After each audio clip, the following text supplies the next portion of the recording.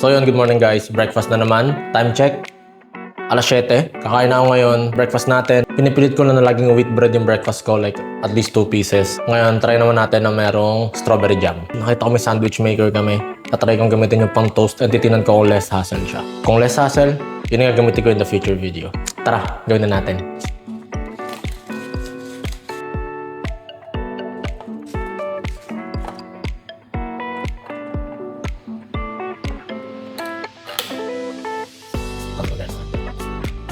Ayan, medyo toasted na siya.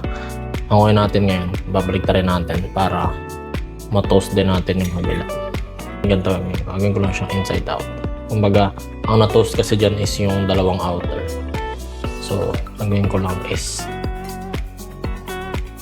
ayan, lagaanin ko lang siya. Gagawin naman natin ganyan.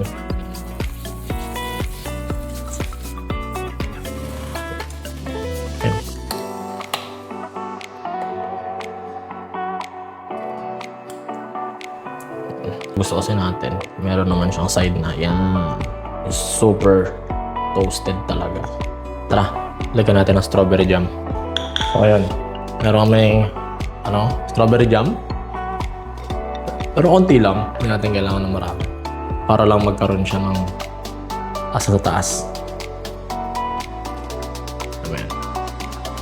Yan ang gagawin natin. Ganyan. Tara, tikman natin. Bago yung pagka-toast ng butter sa tinapay, tapos yung strawberry jam, yung tamis niya. Tara, kain. Yun guys, pulang-pula. Try nyo to.